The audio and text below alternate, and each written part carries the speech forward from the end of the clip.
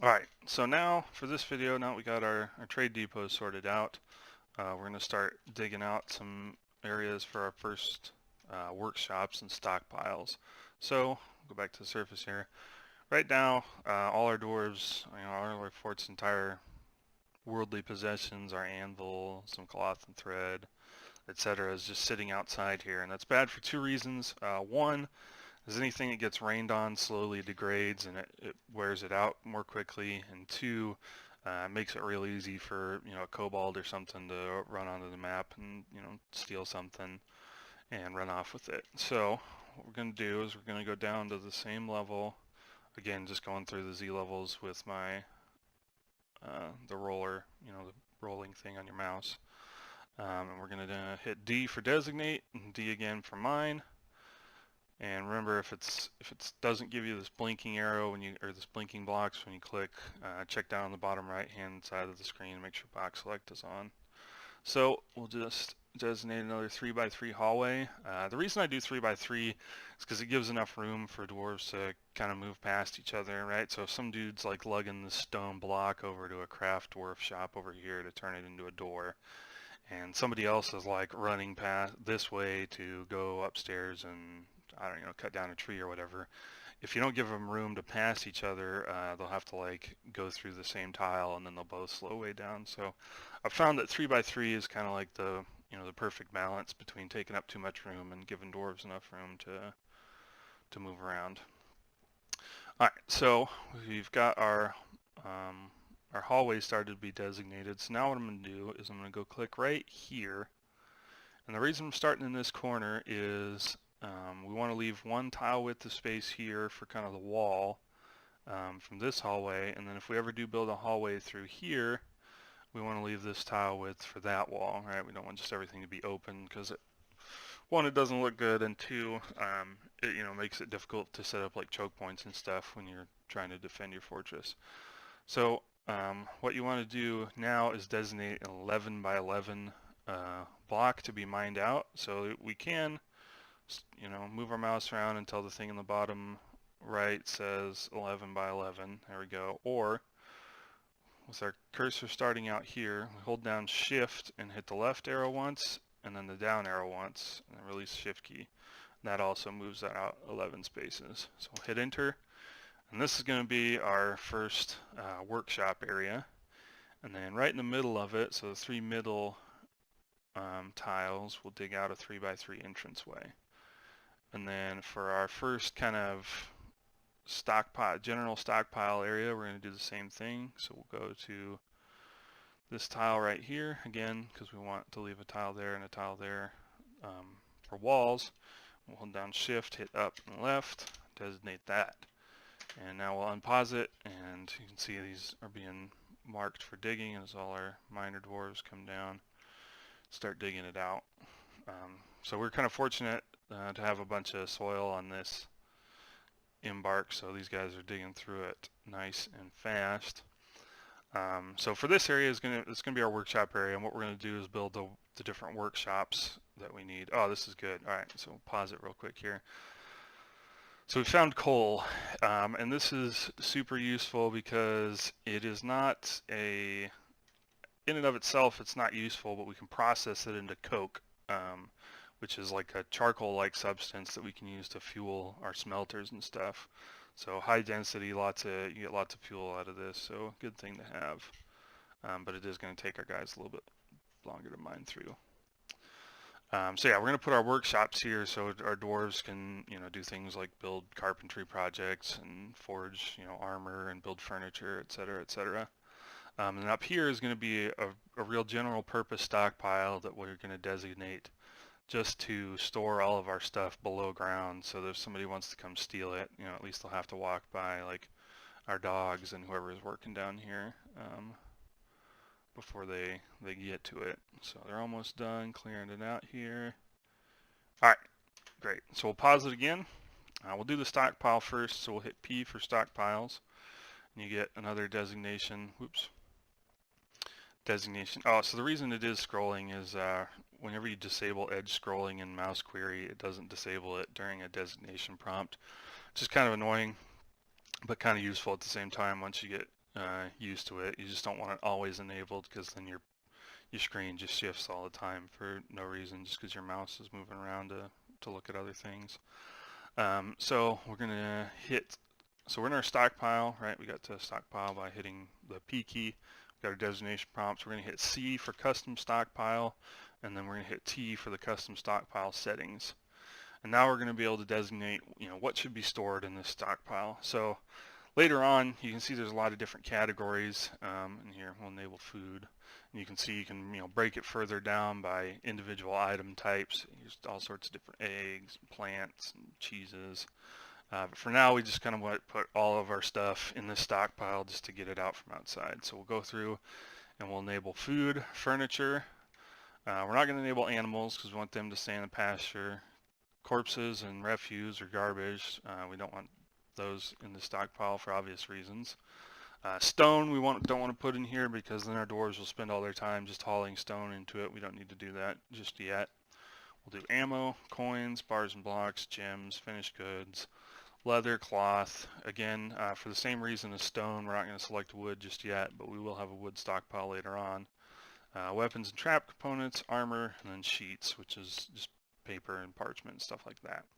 So now we've got all those categories enabled, and we got our stockpile designated by, click here and then here, and bam, now you can see it's a stockpile. So if you'll notice right now, up in the right hand corner of the screen, it says idlers 7. So that means all 7 of the dwarves we have don't have anything to do. Now, since we just designated the stockpile and they all have the item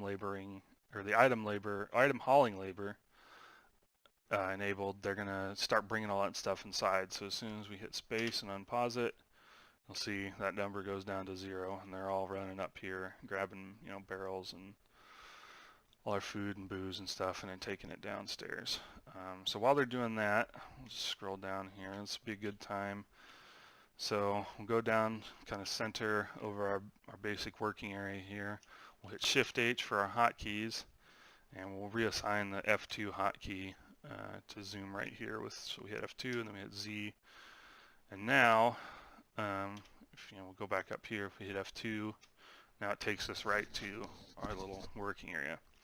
So while they're working on that, we can start designating a few buildings. So I'll hit B for building. And then most of the stuff isn't useful to us right away, but what is workshops. So workshops and furnaces and a couple other items in here open up a submenu. So we hit W for workshops, and here's all the different workshops we can build right now.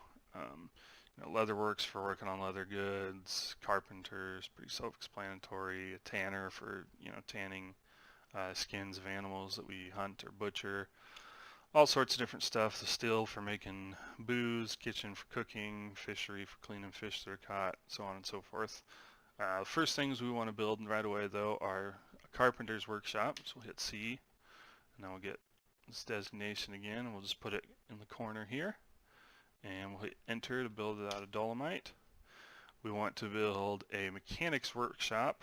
We'll hit T to build that, and the reason we do this 11 by 11 grid is what it allows you to do is all the workshops, except for like the siege workshop, are 3 by 3. So it allows you to fit workshops into a grid format in the 11 by 11 rooms with one tile of walking space in between. So we could put it right there, but we'll put it right there, and then that way you can see there'll be there's walking space there for dwarves to move in and out. We'll build a mechanics workshop out of dolomite as well, and we'll build a mason's workshop with the M key, and we'll put that in the opposite corner down here, and dolomite again. Alright, so we go ahead and hit escape a couple times to back out to the main menu, and now you'll see the guys are going to start picking up the stone and bringing it over here to build the workshops. So he's going to start building the mechanics workshop first. And see, now it looks like a little, there's a wrench and some, I don't know what that's supposed to be actually. There's like a triangle and maybe a pencil or a ruler, some pliers. The carpentry workshop's finished now. So what we'll go ahead and do now that you can see idler's 6, so the only guy that's working is this guy. The rest of our guys are just messing around. We'll go ahead and designate again, so hit D and then D again to bring up designation and then mining. We'll just go ahead and extend, whoops, this hallway a little bit. And then we're going to designate another 11 by 11 area. So click, shift left, shift up, and then a 3 by 3 entranceway for that. And my guys are going to come mine this out, and this is going to be kind of a combination kitchen, dining, dormitory area. Eventually you want to give all your dwarves individual bedrooms because they get mad if they don't have them. But for now, we just want to get everybody, you know, a bed to sleep in and a place to go underground.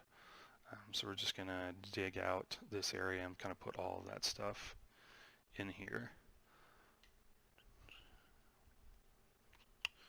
We can go look here. While they're digging that out, we can go over here. You can see that the farm plot that we made earlier has actually been planted with the plump helmets, so they're growing. If we hit Q, we can look at this again, and you'll notice there are some other options down here. We can fertilize it, which we don't have any fertilizer yet, but it gets you more units of, you know, whatever you're growing per square. You can fertilize it like per season. So say, you know, you're growing plump helmets in the spring, but in the summer you want to grow cave wheat, and you want a bunch of cave wheat, so you can fertilize just that season, stuff like that. And then look up here at our animals. They're just kind of milling around. Like I said, pretty soon, since there's no grass down here, we'll get a notification that the camel and the horse are starving, but we're gonna butcher them. So it looks like we are all done over here. Yep. So we'll hit space again to pause, and we're gonna do a bunch of stuff in here. So we'll hit B, W to get to our workshops, and we'll hit Z for a kitchen. We'll put it there. Build out dolomite. We'll hit L for a still. We'll put it right there. Build out a dolomite, and then we will hit, I think it's U. Yep, U for a butcher's shop. Damn it. And put it right there. Build that out of dolomite. So that's the 3 like basic food production facilities we need. And we want the butcher shop because we want to butcher these and get their meat and stuff out of them before they starve to death. And then while that's getting built, oops, we'll go ahead and go to the carpentry workshop here. So we'll hit Q, and we'll hit A to add a new task, and we'll hit B for a bed, and then we'll hit A, B, A, B, A, B. So we get 4 beds for kind of a dormitory. We'll hit AT, AT for 2 tables, and AC, AC for 2 chairs. And that is all we need for right now. So let's go ahead and unpause. Let these guys get to work. So the carpenter ran off. He's going to go bring some logs down, start working on building that stuff. Our food labor guy is going to start building our 3 fish or food workshops here. And that is pretty much it for this video.